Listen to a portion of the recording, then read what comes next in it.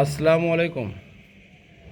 আজকে আমি যেটা দেখাতে চাইছি সেটা হচ্ছে ধনেপাতা রোপণ পদ্ধতি। অ্যামাজন ফ্লিপকার্ট থেকে যে সমস্ত পাত্রগুলোতে জিনিসপত্র অনলাইনে আসে, সেই একটা পাত্র বাড়িতে পড়েছিল। ভাবলাম এটাতে কেন ধনেপাতা লাগানো যাবে না, এটা লাগিয়ে দিই ধনে দু চারটে বীজ। তো সেই হিসাবে এতে গার্ডেন সয়েল আমি ভরে নিয়েছি, সম্পূর্ণ গার্ডেন সয়েল ঝুরো ঝুরো করে ভরে নিয়েছি। আর এতে 1 চামচ চুন,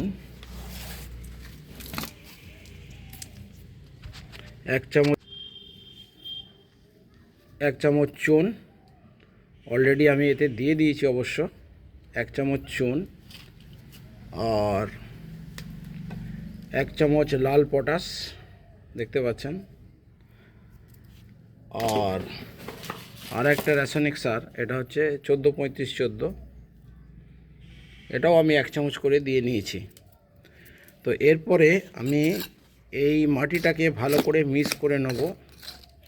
সারটা খুব ক্ষমতা সম্পন্ন, আর যেহেতু আমার এটা বেরোতে দেরি হবে, প্রায় 10-12 দিন বেরোতে দেরি হবে, অতএব সারের যে তীব্রতা, সার যে বীজকে নষ্ট করে দেবে এরকম নয়।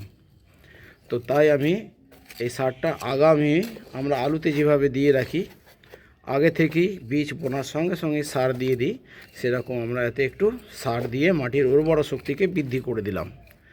এরপরে আমরা ডালি করে ভাঙা ধনেপাতা বাজার থেকে, বীজের দোকান থেকে কিনে নিয়ে আসবেন এবং এটাকে ভেঙে নিয়েছি, কারণ একটা ধনে থেকে দুটো চারা উৎপন্ন হয়। তাই এটাকে আমি ভেঙে হাফ করে নিয়েছি, চারার সংখ্যা বেশি হবে। তো তাই এটা আমি রোদে দিয়ে নিয়েছি, কারণ রোদে দিয়ে তারপরে ছড়ানো বা জলে ভেজানোর প্রয়োজন, তবে বেশি করে সুন্দরভাবে অঙ্কুর উদ্গম হয়। দেখুন এবার আমি ছড়িয়ে নিচ্ছি। ধনেপাতাটা আমি ছড়িয়ে দিলাম, দিয়ে 2 সেন্টিমিটার অন্তর মাটিটা একটু 2 সেন্টিমিটার মতো মাটিটা একটু চাপা দিয়ে নেব।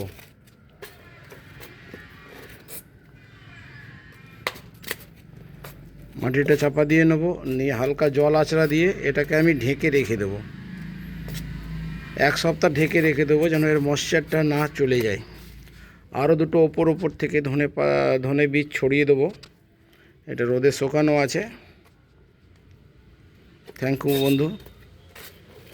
এবার আমি এতে একটু জল দেবো, জল দিয়ে ঢাকা দিয়ে রাখবো।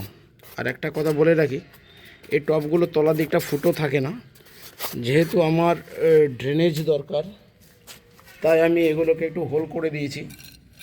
এদিক থেকে একটা কড়া আছে, এদিক থেকে একটা হোল করা আছে, আর নিচের দিকে দুটো হোল করা আছে। এবার আমি এতে একটু জল দিয়ে নেব।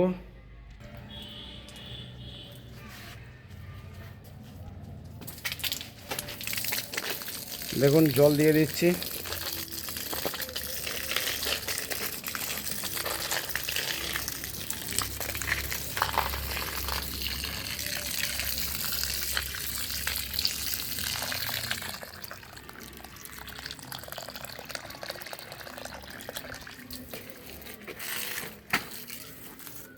এবার আমি এটাকে ঢাকা দিয়ে দেবো।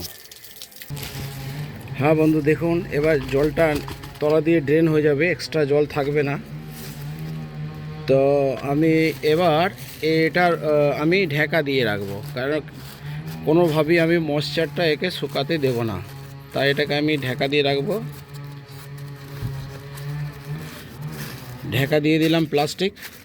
এইভাবে ঢাকা দিয়ে রাখলে খুব দ্রুত অঙ্কুর উদ্গম হয়। দেখুন এভাবে আমি ঢাকা দিয়ে দিলাম। সমগ্র আমার এটা এইভাবে রইল। ঠিক আছে বন্ধু, এই বলে আসছি। খোদা হাফেজ। আপনারা ভিডিও দেখতে দেখতে ভুলে যান লাইক, সাবস্ক্রাইব এবং শেয়ার করার কথা। লাইক এবং সাবস্ক্রাইব করার অনুরোধ রইল।